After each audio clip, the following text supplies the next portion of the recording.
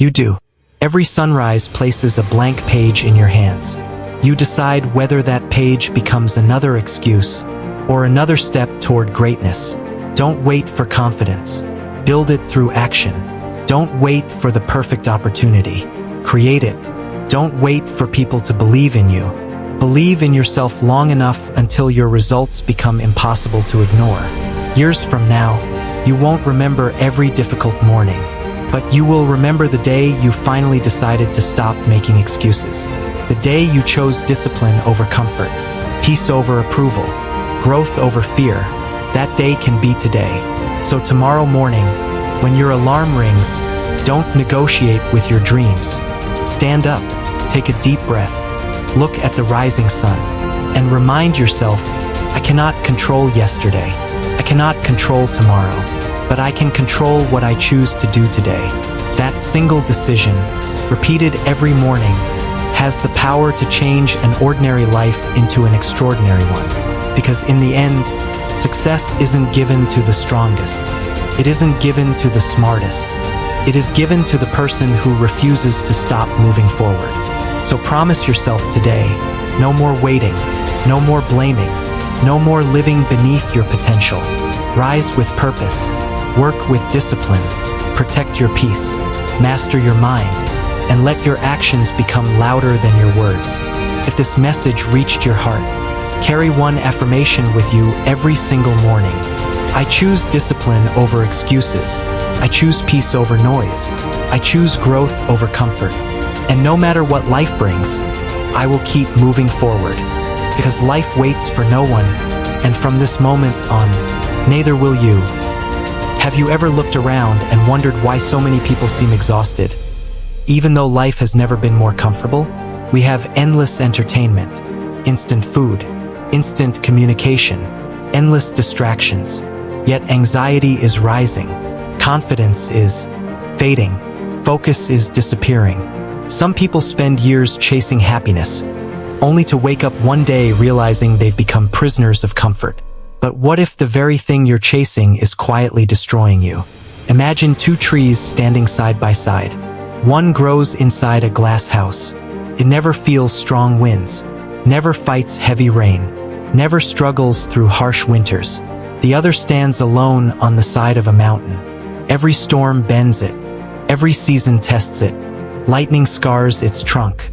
The wind never gives it peace. Years pass.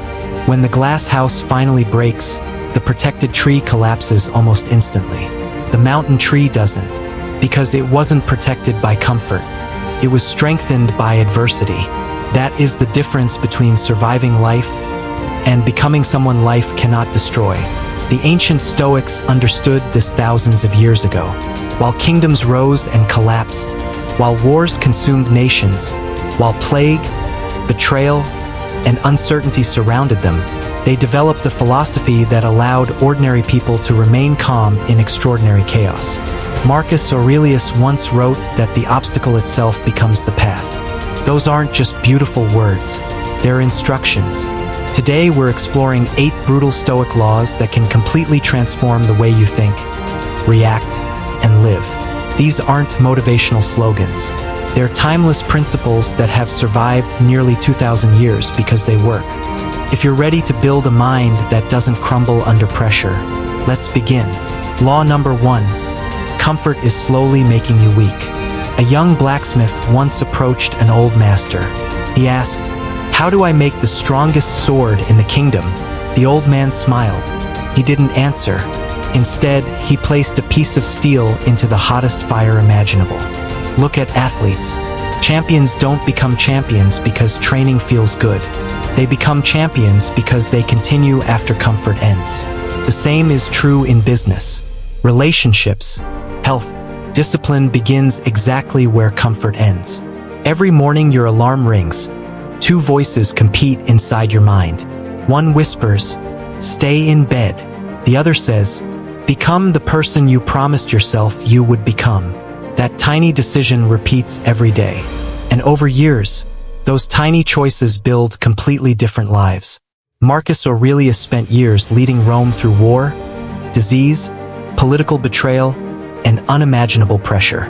Yet he reminded himself that obstacles weren't interruptions to life. They were life. Imagine carrying the weight of an empire while your own people questioned your leadership. Yet instead of complaining, he trained his own mind. That's why his words still inspire millions today. Ask yourself something uncomfortable. When was the last time you voluntarily chose something difficult? Not because someone forced you, because you wanted to become stronger. Maybe it's waking up earlier. Maybe it's exercising when nobody is watching. Maybe it's reading instead of endlessly scrolling.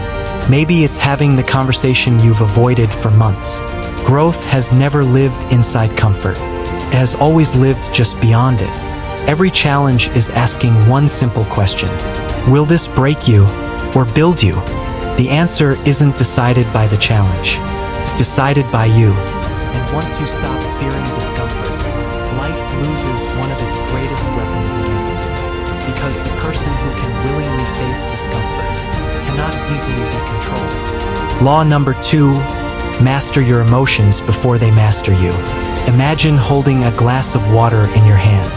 It weighs almost nothing. You could hold it for 1 minute without a problem. An hour later, your arm begins to ache. Hold it for an entire day, and eventually your muscles give out. The weight never changed, only the time you chose to carry it. Negative emotions work the same way. Anger, jealousy, fear, regret. None of them destroy you the moment they appear. They destroy you because you refuse to put them down. Most people think emotional strength means never feeling pain. The Stoics believed something entirely different. They knew pain was unavoidable, but suffering often came from the stories we told ourselves about that pain. Picture this. A man receives a harsh message from his boss. His heart starts racing. His mind immediately begins creating stories. I'm getting fired. I'm a failure. I'll never succeed. Hours pass. He can't focus. He can't eat. He barely sleeps.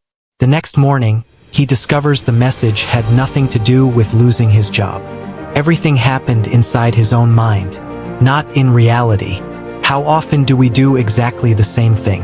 Someone looks at us differently. We assume they dislike us.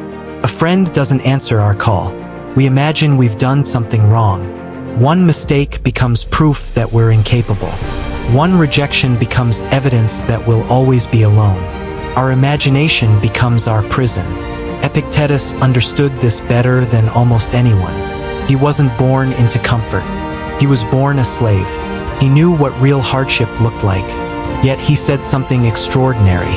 It is not events that disturb us, but our judgments about those events. Think about that for a moment. The event isn't always the enemy. Our interpretation often is. Imagine two people standing in the rain. One complains about ruined plans. The other smiles because the rain saved his crops. Same storm, different mind, different reality. That is why Stoicism begins inside your thoughts. Marcus Aurelius spent countless nights surrounded by uncertainty. Enemies gathered at the borders. Disease spread through cities. Political betrayal waited around every corner. Yet before sleeping, he wrote reminders to himself. Not reminders about changing the world. Reminders about governing his own mind. Because he understood something most people never learn. If you cannot command your emotions, someone else eventually will. Think about social media. One negative comment can ruin an entire day. One comparison steals your confidence. One stranger's opinion suddenly becomes more important than your own values. Without realizing it, you've handed control of your happiness to people who don't even know your name. The Stoics refused to live that way. They asked themselves one question whenever emotions became overwhelming.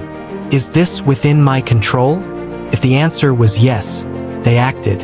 If the answer was no, they practiced letting go. Simple, not easy, but life-changing. The next time anger rises inside you, pause. Not for the other person, for yourself. Ask, will reacting improve this situation, or only satisfy my ego? Most arguments aren't won with louder voices. They're won by the person who remains calm while everyone else loses control. Real strength isn't shouting.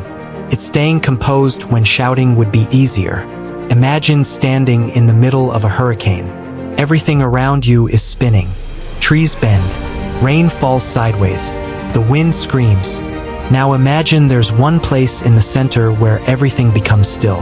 The Stoics believed your mind could become that place. Not because the storm disappeared, because you stopped allowing the storm to enter you. That kind of peace cannot be bought, cannot be borrowed. It must be built.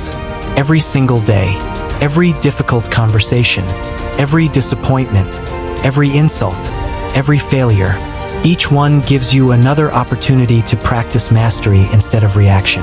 Because one day, your greatest victory won't be over another person. It will be over the version of yourself that once reacted without thinking. And that's a victory no one can ever take away. Law number 3. Stop expecting life to be fair. A farmer planted 2 seeds on the same morning. He watered both, protected both, cared for both with equal attention. Months later, one tree grew tall and strong. The other withered before it ever had the chance to bloom. The farmer looked toward the sky and asked, "Why?" There was no answer.